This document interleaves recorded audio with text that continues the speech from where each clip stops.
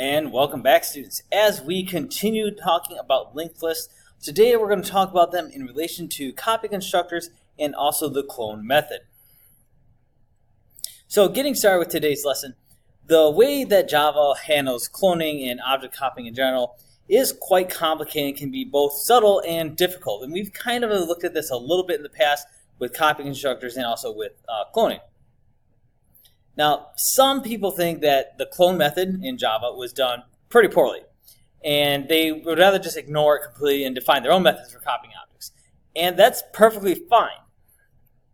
However, before we kind of just say, hey, well, let's just throw this out, let's just take a look at what the approach entails. So that way, if you ever encounter it, for example, in your own career path, you can say, hey, I know what this is, I know how to handle it. Now, linked data structures such as linked lists are an excellent setting for discussing cloning because they're used for discussing deep versus shallow copying. And we'll talk about those two differences here soon. So this lesson first is going to present a relatively simple way to define copy constructors in the clone method. But this approach that we're going to look at first is going to produce what's known as shallow copies. Then we'll go on to present one way, so we'll use an example to produce a deep copy clone method, and to do so within the official prescribed rules of the Java documentation.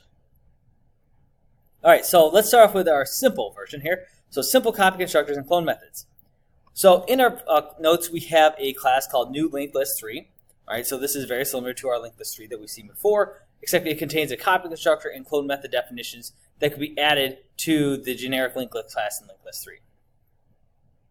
Now, the real work here is done by the private helping method copy of. So our discussion for the purpose of this lesson is going to focus on that method.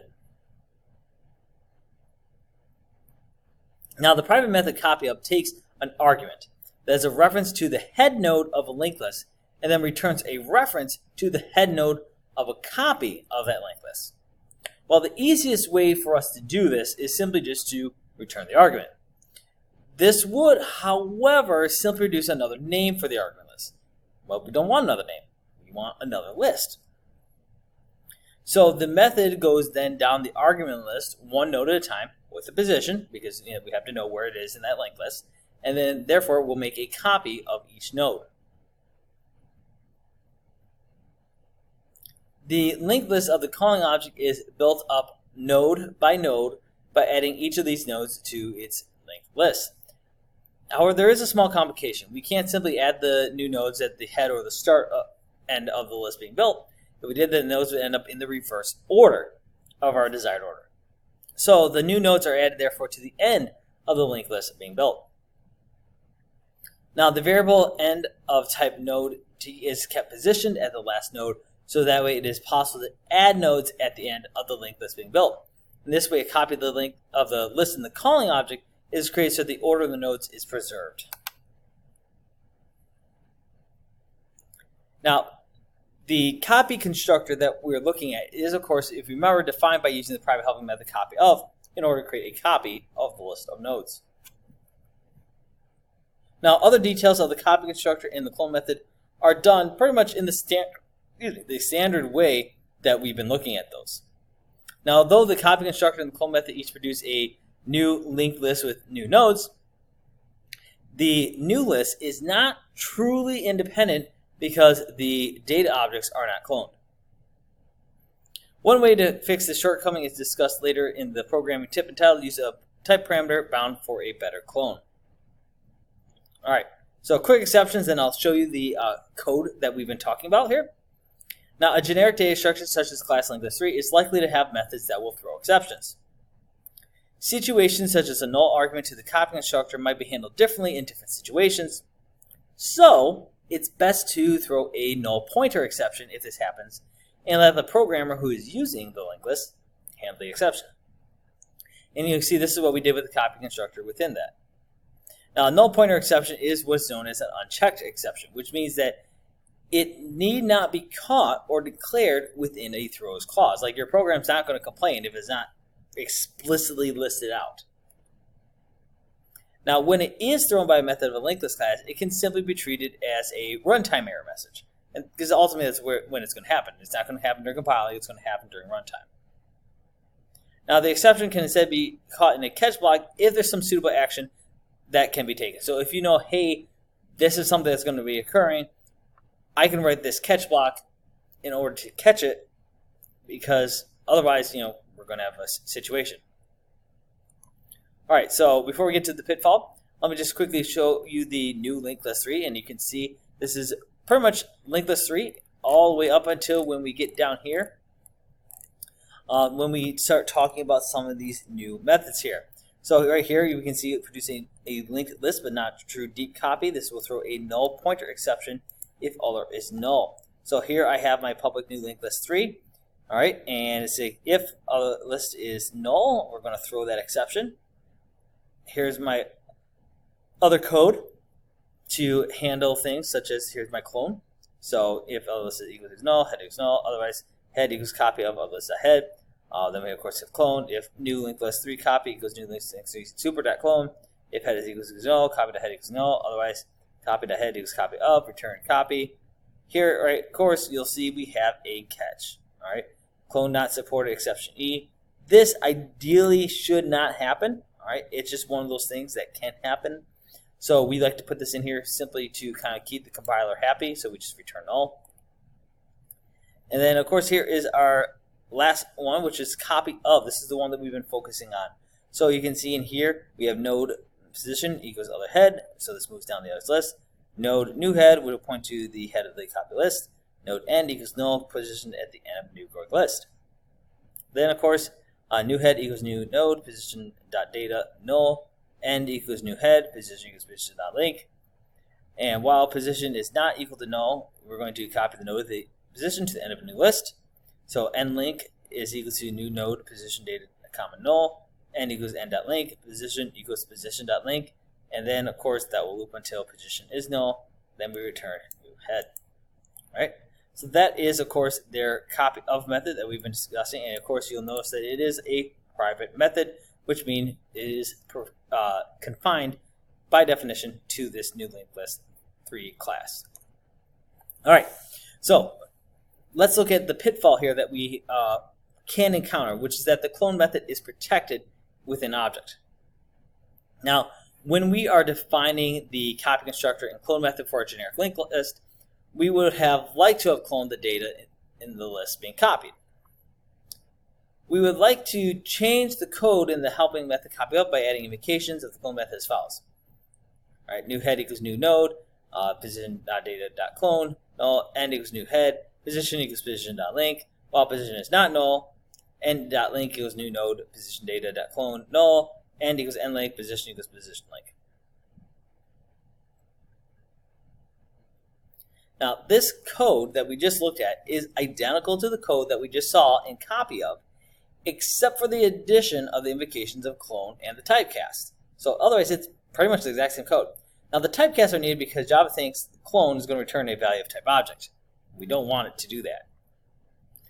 Now, if this modified code with the clone method would compile, and if the type plugged in for T has a well-defined clone method that makes a deep copy, then this modified code will produce a truly independent linked list with no references in common with the list being copied. Unfortunately, the way the code is written, it's not going to compile. All right, if you try to compile it, you're going to get an error message that says the method clone is protected in the class object, which is true. We use the type T, not the type object. But if you remember, any class can be plugged in for T. It's a type parameter. So when the generic linked list is compiled, all Java knows about type T is that it's the descendant of the class object. Now, because the designers of the object class chose to make the method clone protected, you simply cannot use the clone method in the definition of methods such as copy of. So we got to kind of stop and wonder, okay, if it's here, well, why was it labeled protected in the first place with an object? Well, it was ultimately trying to be done for security reasons. If a class could use the clone method unchanged from object, then it would open the possibility of copying sections of memory unchanged and unchecked. And so this might actually give some unauthorized memory access. The problem is made much more serious by the fact that Java is used to run programs on other machines across the internet. So obviously this could open up a huge potential issue if all of a sudden you can just access memory of anything.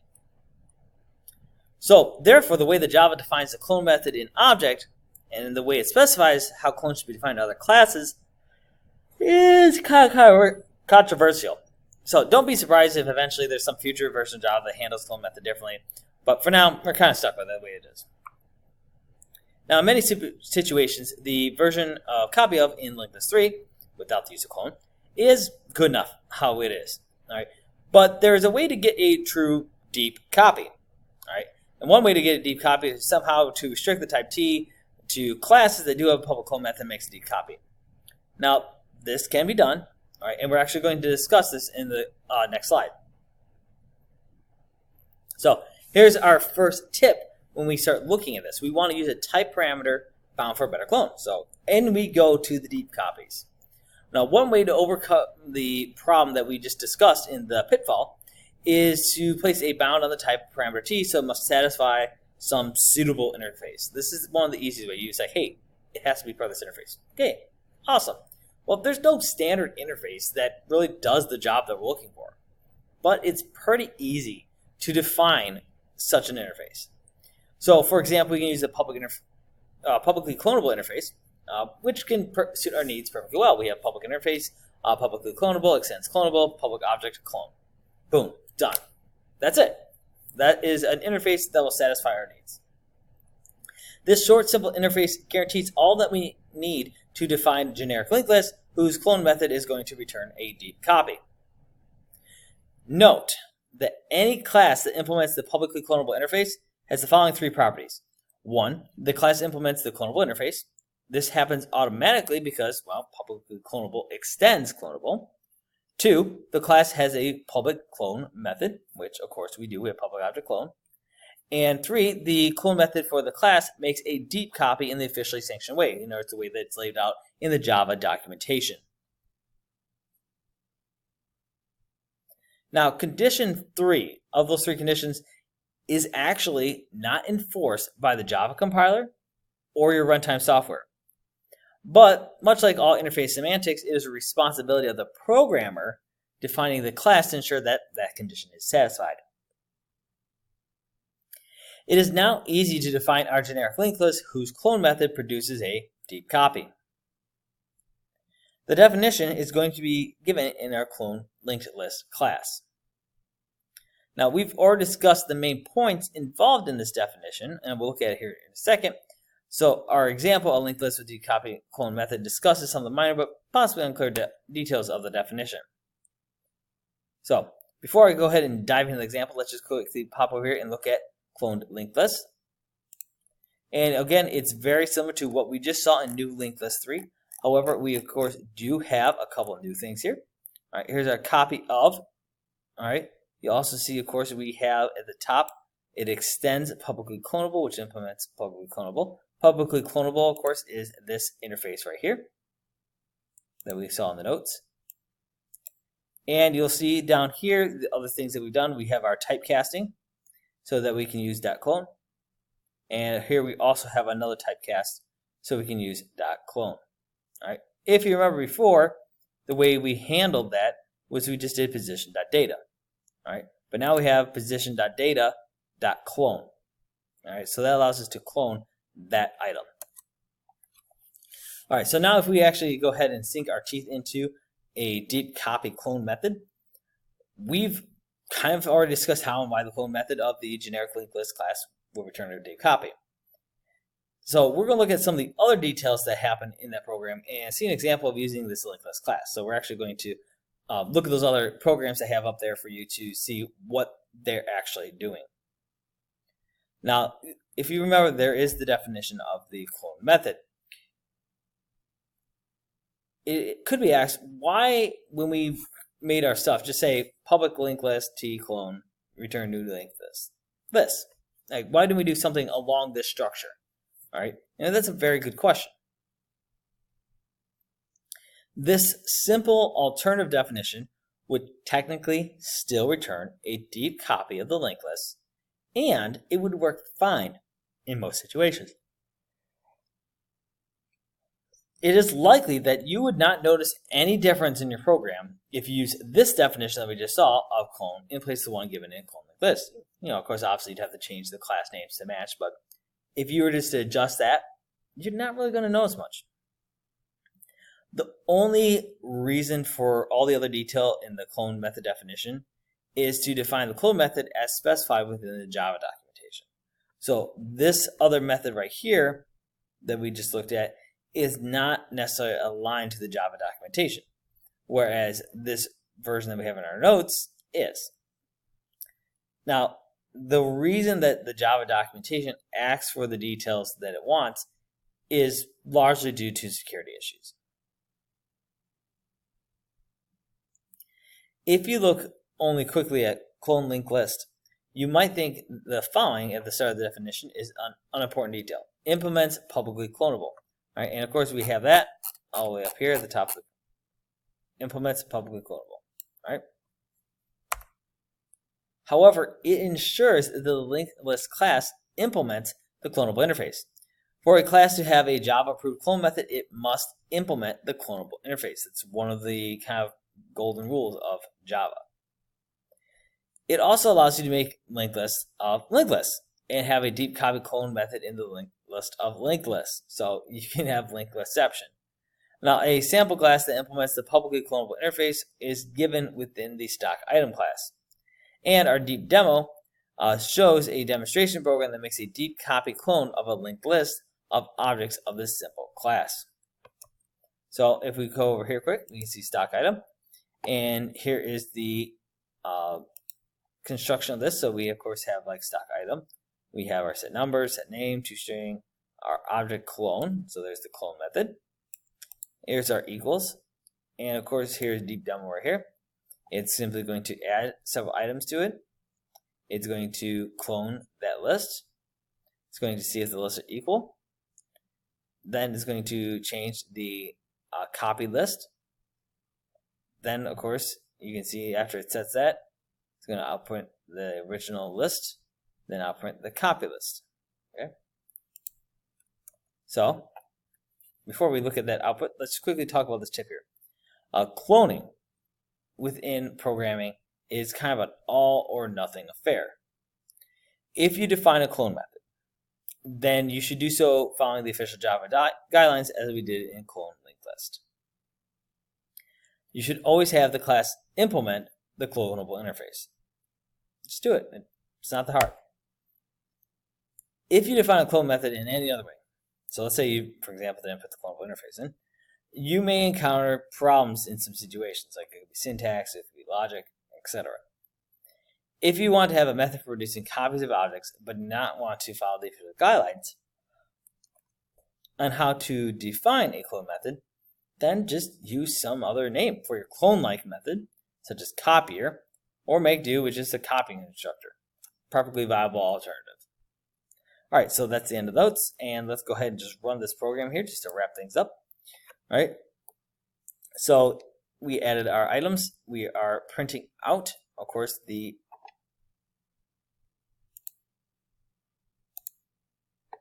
here is our original list. Here's our new list. So let's run that. Make sure this is down. There we go. Okay, lists are equal. Now we change copy list. The original list is black shoe 2, red dress 1, copy list, black shoe 2, orange pants 1. Only one list is changed. All right, because if we look at this, we did the changes first, then we we made the list, made the copy, changed the second list, outprinted both the original and the copy. So we can see, if we look at this, the original stayed as black shoe 2, red dress 1, and the copied kept black shoe 2, orange pants 1, because remember, these two items right here, orange pants, changed from red dress. All right, and that's going to wrap it up on the clonable interface. So hopefully it gives you a couple more tools and a little bit more understanding of how that works within Java. And with that being said, folks, I will see you next time.